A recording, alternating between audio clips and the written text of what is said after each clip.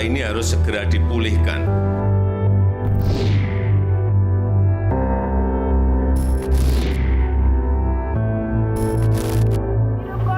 Jangan diam!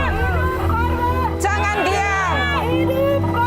Kita tetap berjuang agar pelakunya itu dihukum. Apabila pelaku pelanggaran HAM itu dibiarkan, itu sama saya kan mengundang kejadian yang sama terulang.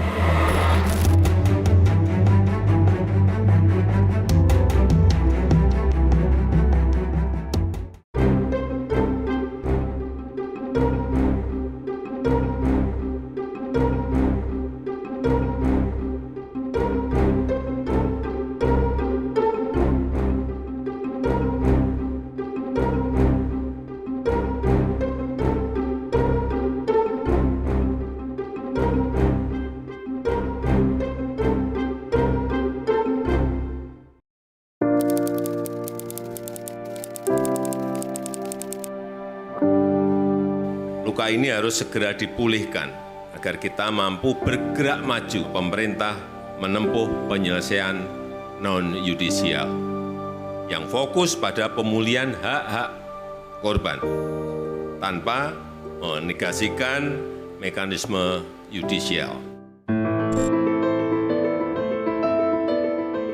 Lahan kosong di pinggiran jalan lintas Medan Banda Aceh ini tampak biasa saja. Hanya terlihat sisa bangunan berupa tangga dan sumur di atasnya. Tempat ini jadi saksi bisu peristiwa kelam pelanggaran HAM berat masa lalu. Tragedi itu terjadi semasa pemberlakuan daerah operasi militer di Aceh tahun 1989 hingga 1998. Negara menyebut peristiwa itu sebagai peristiwa Rumoh Gedong dan Pos Satis, Satuan Taktis dan Strategis Aceh 1989. Hasil penyelidikan Komnas HAM, di Rumoh Gedong terjadi kejahatan terhadap kemanusiaan, kekerasan seksual, perampasan kemerdekaan, hingga pembunuhan. Mereka yang menjadi korban adalah warga yang dituduh menjadi bagian dan simpatisan gerakan Aceh Merdeka. Pada 21 Agustus 1998, 2 pekan setelah status daerah operasi militer Aceh dicabut, Rumoh Gedong dilalap api hingga menyisakan puing bangunan. Target kekejaman di Rumoh Gedong tak mengenal usia. Saifuddin yang saat itu baru berusia 5 tahun dan tak tahu apa-apa, turut menjadi korban kekejaman tentara di Rumoh Gedong. 25 tahun berlalu, ia sesekali mendatangi Rumoh Gedong yang berjarak 8 kilometeran dari rumahnya. Di tempat ini, ia hampir meregang nyawa. Saifuddin mengenang kekejaman yang ia alami dulu. Berawal ketika tentara membawanya secara paksa dari rumahnya ke Rumoh Gedong saat sang ibu pergi ke kebun. Sampai di Rumah Gedong, langsung ditaruh di atas meja. Di atas meja itu ada mesin kotak, ada kabelnya, itu alat. Terus saya di sini dijepit di pusat berulang kali, dijepit lepas, pokoknya sekian lama lah. Terus selesai saya digantung, diikat kaki ke bawah, kaki ke atas, kepala ke bawah, di dekat meja tadi. Terus selesai berapa lama lah, sekitar setengah jam digantung. Terus dibawa keluar, dibawa ke sumur, dipegang di kaki saya, kepala diarahin ke bibir sumur. Diangkat lagi, dibawa ke atas balai. Di atas balai saya dikasih kue dua batang, semacam kue bapia, tapi agak lonjong. Saya genggam tangan kanan satu, kiri satu. Kalau mau makan kayaknya nggak nafsu lagi karena di dalam benak, berarti ini kita udah mau mati lah. Saat itu, Saifuddin disiksa agar ayahnya yang ditahan di tempat yang sama buka mulut. Ayahnya yang seorang guru PNS dituduh tahu pasokan senjata GAM ke PD. Saya disiksa itu di depan bapak, kalau dari cerita bapak. Karena bapak saya waktu itu dipaksa ngaku. Cuman kan ini kata bapak, dipaksa ngaku. Tapi kan kita nggak berbuat, gimana mau ngaku? Kini, lelaki 29 tahun ini meneruskan hidupnya dengan membuka usaha fotokopi. Ayah dua anak ini butuh waktu bertahun-tahun untuk menghilangkan trauma mendengar nama Rumoh Gedong. Kalau dari segi mental mang takut sih hal itu kan, apalagi kan seminggu sekali datang tentara dalam keadaan marah-marah, itu udah obrak-abrik rumah kita kan, pastilah tahu gimana rasanya. Apalagi kami waktu itu masih kecil-kecil. Saifuddin menyambut baik upaya penyelesaian non-yudisial bagi korban peristiwa Rumoh Gedong. Namun, ia juga menuntut penuntasan lewat jalur hukum. Pertama yang paling kami harapkan yudisialnya. Cuman yudisialnya udah puluhan tahun diselesaikan, belum ada hasil apa-apa. Suatu pelanggaran yang paling pentingnya kan hukumannya. Apabila pelaku pelanggaran HAM itu dibiarkan, itu sama saya kan mengundang kejadian yang sama terulang.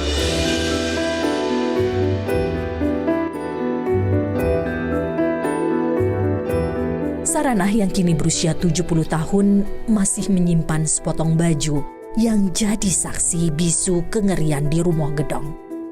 Di tempat itu, pada tahun 1990, ia ditahan, disiksa, dan dilecehkan secara seksual. សួតបាយាយคืนโอ้พอลูกเคยบ้านยังอยู่สวดbaje tadi ko hantam tadi ko hantam tan oh ka ke trek aku tu ajo itarik baje tang itarik daju dua ubi tarik man han aku swat cik dua nya aku tun ro aku kai cok dalau baju ibo han aku tem swat dua cok dalau diikat dalau si krek ibu ka kunca ro abo kuno si krek reun. Sarana disandra karena suaminya dituduh sebagai anggota GAM yang bersembunyi di gunung. Ia bahkan diseret ke Panton Limeng Pidijaya untuk memancing suaminya menyerahkan diri. Aku tak apa tai dun ko di kampung. Man yang dihu lo tarik dong hui tarik di paksa. Hai de kalau mau Facebook na. Dan kalau Facebook na. Ibu tu hari Facebook. Dalam berita acara pemeriksaan tim penyelidik pelanggaran HAM berat bentukan Komnas HAM, Saranah mengaku bahwa suaminya ditembak orang tak dikenal tahun 1992. Hingga kini Saranah masih menanti hukuman yang setimpal bagi pelaku kekejaman terhadap dirinya. Kiban harapan apa harus diadili ataupun abang menang ataupun juga. Baik bah menang sang sakit hati na. Berat hai po sang. Berhukum kiban. Yang nan kiban tayak bi de lagi nyani jutu tu. Tayak apa kun. Tayak apa mu ai tak apa mu ai. Dong hat mateng tingat taruh imanta darah mateng. Raja kan dia taruh imanta darah. Yo taruh imanta darah si nohan teng masa be tingat tu. Pasca Aceh, LSM yang mendampingi korban pelanggaran HAM berat di Aceh mendesak pemerintah berkomitmen menuntaskan penyelesaian hukum kasus pelanggaran HAM berat. Di dalam pertemuan-pertemuan kita kadang-kadang menanyakan apa sih yang mereka inginkan. Khusus yang paling jelas adalah perkataan Tunku Wahab. Dia mengatakan saya hidup di negara yang berdaulat yang mempunyai hukum. Saya meminta yang salah tetap dihukum. Bagaimana cara? Terserah hukum negara. Keluarga korban pelanggaran HAM berat tak pernah berhenti berharap, tak ada kata lelah dalam berjuang mencari keadilan. Selama hayat masih di kandung badan ya kita tetap berjuang.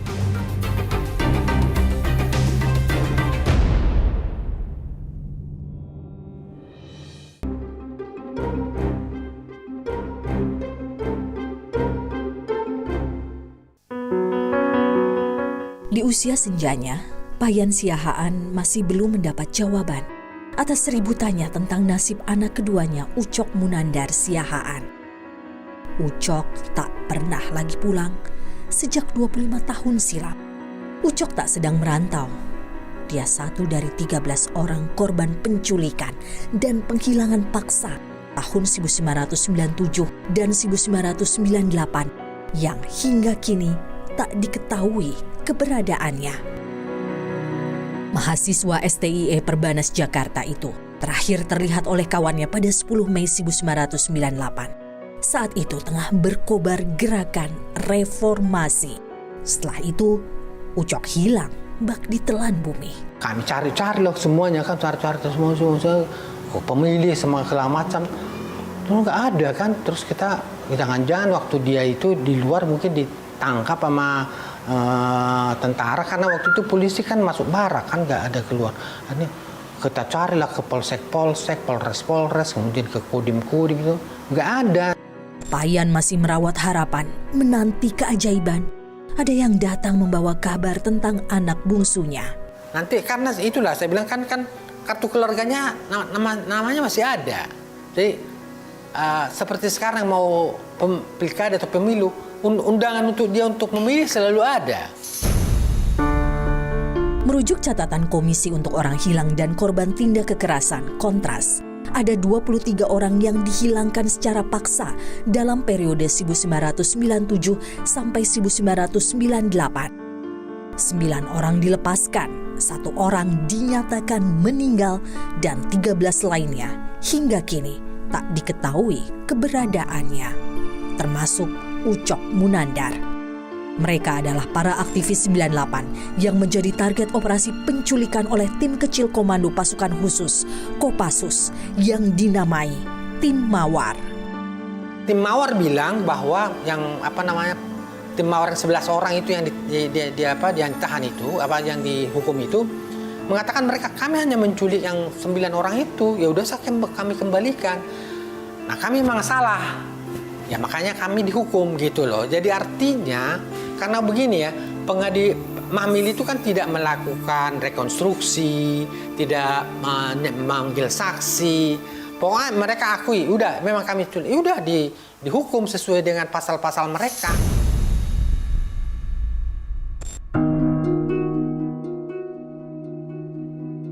Bersama istrinya, Payan telah menempuh beragam upaya untuk mendapatkan jawaban. Berbagai audiensi dengan pemerintah telah dilakukan. Namun hingga kini, negara belum juga mampu menjelaskan nasib Ucok serta 12 orang lainnya. Kami kan mendesak untuk Komnas HAM, bagaimana status kami gitu kan. Karena kalau tidak dilakukan penyidikan berarti kasus ini tertunda-tunda terus. Payan kini berjuang sendiri setelah istrinya dipanggil Yang Kuasa pada Februari lalu. Kan gini, saya bilang kan waktu itu kan dia di ICU lah ya, di ICU kan sudah kritis banget lah. Dia bilang, kalau misalnya kamu juga sudah pergi, saya tetap berjuangkan itu sampai titik darah saya yang perhabisan juga saya akan perjuangkan. Setelah saya ngomong begitu di kupingnya, baru dia lepas. Payan mendesak pemerintah memberi kejelasan terkait status Ucok dan menuntaskan penyelesaian kasus ini lewat jalur hukum. Non-yudisial saya terima karena toh yudisialnya itu tinggal satu lagi yaitu pembentukan pengadilan HAM ad hoc. Kan sebenarnya kalau yudisialnya kan menghukum pelaku. Nah sekarang korban, bagaimana korban ini? Masa kita nunggu-nunggu pengadilannya padahal korban sudah menderita, banyak yang sudah meninggal kan. Keluarga korban penculikan dan penghilangan paksa tergabung dalam Ikatan Keluarga Orang Hilang Indonesia (IKOHI). Baik yudisial maupun non-yudisial itu kan sangat-sangat penting ya, semuanya memang harus kita capai gitu. Tapi kan kita juga sudah lihat sendirilah bagaimana susahnya untuk mencapai yang namanya yudisial. Di Indonesia ini kan sangat-sangat kebal ya kan. Perjuangan panjang dan melelahkan Maria Katarina Sumarsih untuk sang anak Benardius Realino Norma Irmawan alias Wawan jadi gambaran nyata betapa kasih ibu benar-benar sepanjang hayat. Wawan, anak sulung Sumarsih, jadi korban penembakan tragedi Semanggi 1, 13 November 1998. Mahasiswa Universitas Atmajaya Jakarta ini turun ke jalan sebagai relawan dalam demo menolak sidang istimewa MPR 1998. Banyak orang bercerita pada hari Jumat sejak pagi, Wawan menggunakan ID card tim relawan untuk kemanusiaan. Nah, kemudian saya mencari kesaksian.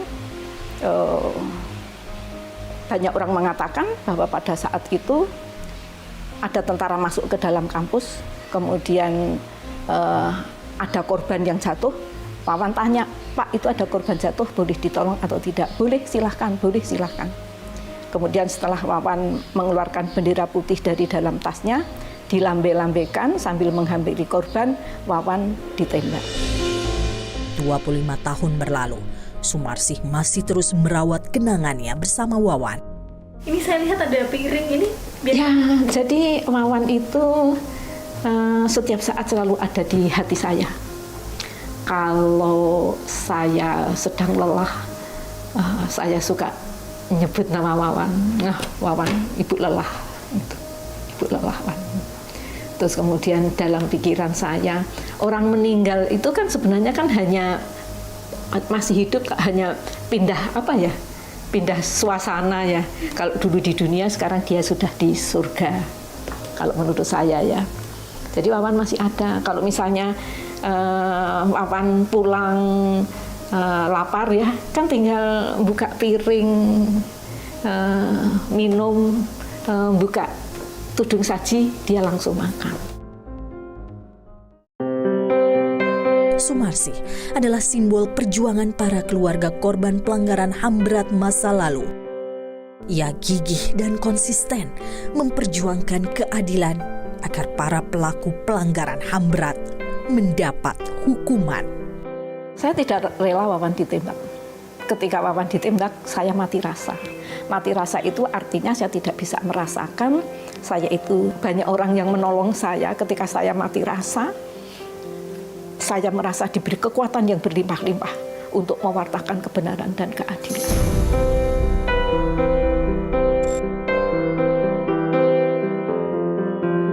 Sumarsih menolak penyelesaian non-yudisial. Menurutnya, itu akan melanggengkan impunitas pada pelaku.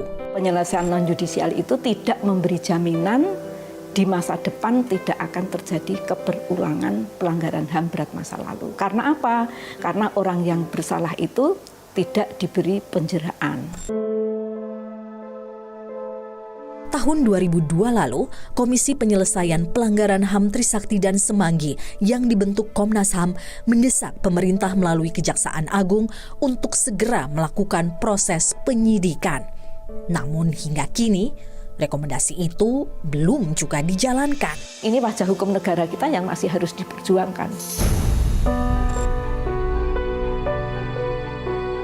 Puluhan tahun berlalu, pemerintahan silih berganti.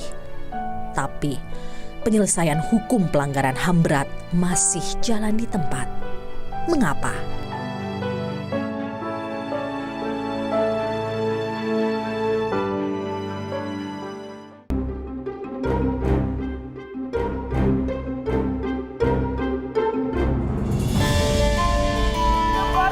Jangan diam! Jangan diam! Jangan diam! Jangan diam! Awal Juli lalu merupakan aksi Kamisan yang ke-778 bagi Maria Katarina Sumarsih. Setiap hari Kamis, para keluarga korban pelanggaran HAM berat berkumpul di depan istana menagih penyelesaian negara. Salah satu yang disuarakan adalah penolakan terhadap penyelesaian non-yudisial semata. Kita dari awal itu secara aktif menolak adanya penyelesaian non-yudisial.